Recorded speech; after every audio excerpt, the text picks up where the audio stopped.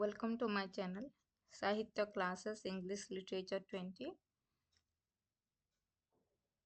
I have already uploaded two videos on UGC NET 2024 question paper of English literature, and there I have given answers with a detailed explanation, and I think this will helpful for you for your upcoming different type of examination related to English literature.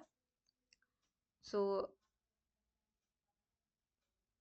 if you like my video or think that it will helpful for your study, then please share, subscribe and like my channel. Let's start. First one, from the statements given below, what is true about the Gothic novel? Gothic novel के बारे में हम लोग को जानना है, कौन सा ट्रू है गॉथिक नॉवेल के बारे में. इट अपियर्ड, सो ऐसे क्वेश्चन को हम लोग ना एलिमिनेशन मेथड में भी कर सकते हैं. It appeared in 14th century American literature नहीं है ये. सो गोथिक नोवेल तो रिलेटेड होता है हॉरर से, टेरर से. So like that if you are getting the key words then it is the your answer. So it often uses the medieval form of architecture as setting. No, ऐसा setting उसमें नहीं होता है. It is a form of baroque art. ये हो सकता है. It represents a style of mosaic and fresco wall painting. No, wall painting से ये कुछ भी उसका relation नहीं है gothic novel का. It aims at evoking chilling terror by exploiting mystery and a variety of horrors. So मैं बोली थी टेरर हॉरर, ऐसा कुछ चिलिंग टेरर, ऐसा कुछ अगर है सेंटेंस में तो ये आप लोगों का आंसर हो सकता है. तो यहाँ पे आप लोग, अगर हम लोग ए बी एंड डी को एलिमिनेट करते हैं तो C and E is your answer. So C and E is your answer. So here you can get all the details information about the Gothic novel. You can read and make notes from the here so that it will helpful for you or boost your further study.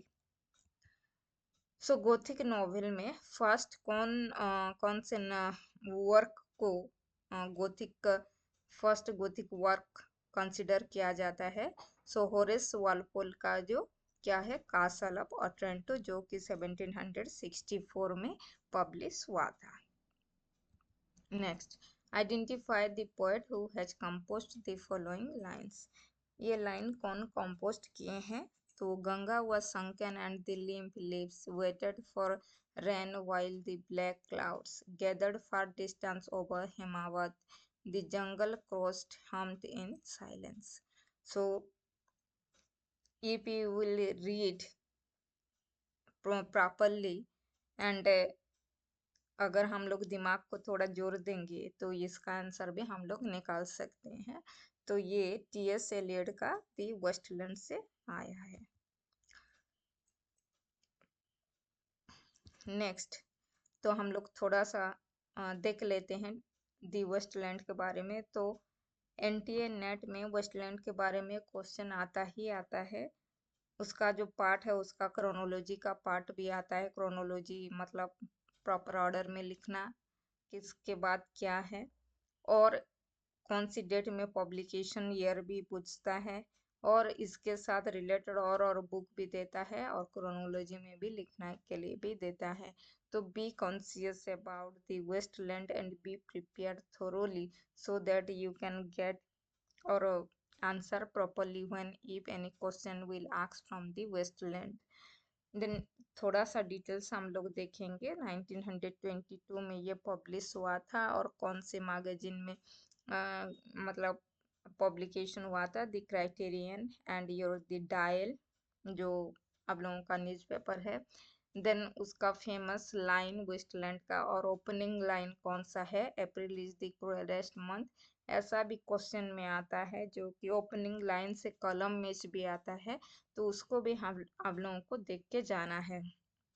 I will show you fear in a handful of dust, and these fragments I have sowed against my ruins. These are the very important lines for from your the Westland. अगर आप लोगों को ये class ये video informative लग रहा है तो आप लोग please share and subscribe my channel. Next, which among the following is the last novel of George Eliot? George Eliot का लास्ट नोवेल कौन सा है? So Middlemarch, Daniel Deronda, Silas Marner, Mill on the Floss. Again मैं बोल रही हूँ कि George Eliot के जो वर्क्स हैं उनके क्रोनोलॉजी भी पूछा गया है ऑलरेडी यूजीसी नेट में।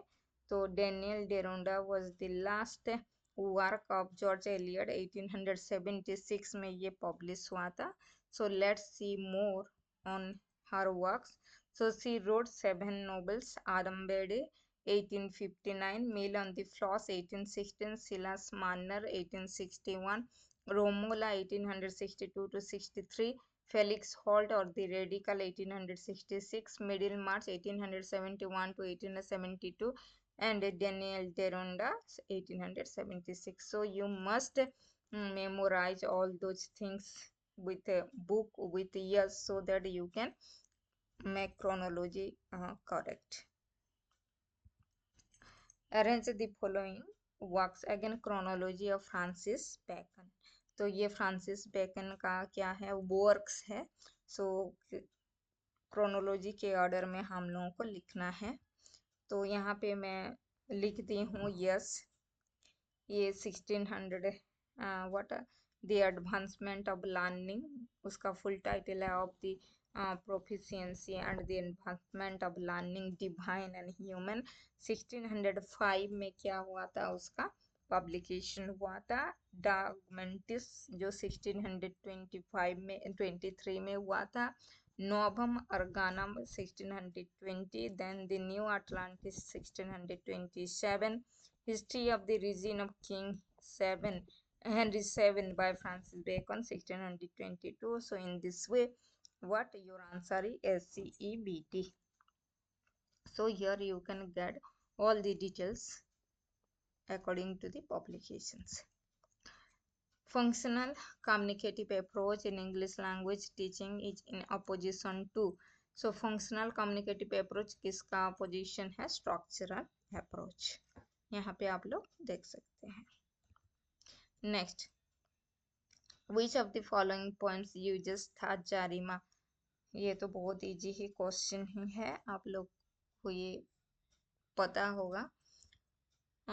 बट और to the western PB Shelley. सो यहाँ पे मैं तर्जरीमे के बारे में लिख दी हूँ, आप लोग इसको नोट में लिख सकते हैं। Next, again chronology Pablo Neruda. So मैं 2025 के नेट को क्लिक की हूँ, तो ये क्वेश्चन मेरे लिए बहुत ही टॉप था क्योंकि मैं उसको प्रिपेयर करके नहीं गई थी। तो ऐसे आप लोगों को ऑथर को देख के जाना है, मतलब क्वेश्चन आ रहा है क्रोनोलॉजिकल ऑर्डर में, तो ये पैब्लो नेरुदा के क्वेश्चन वर्क्स हैं, उसको क्रोनोलॉजी में लिखना है। तो ऐसा उनका कुछ बुक्स हैं मतलब पब्लिश्ड हुआ है सेम ईयर में, तो क्रोनोलॉजी में कौन सा आएगा मुझे तो पता नहीं था, इसलिए मैं ईयर यहाँ पे डाल दी हूँ।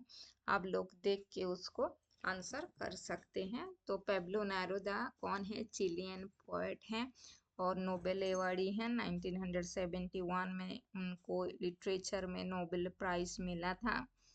देन बुक ऑफ ट्विलाइट्स जो 1923 में पब्लिश हुआ था।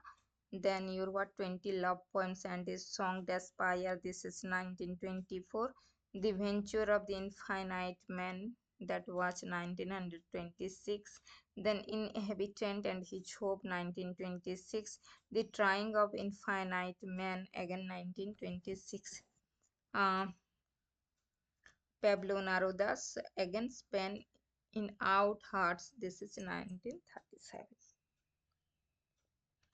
सो यहाँ पे जो वेंचर ऑफ इनफाइनाइट मैन, हम लोगों के क्वेश्चन में क्या है? The trying of infinite man, जो कि सेम ही है 1926 में पब्लिश हुआ था।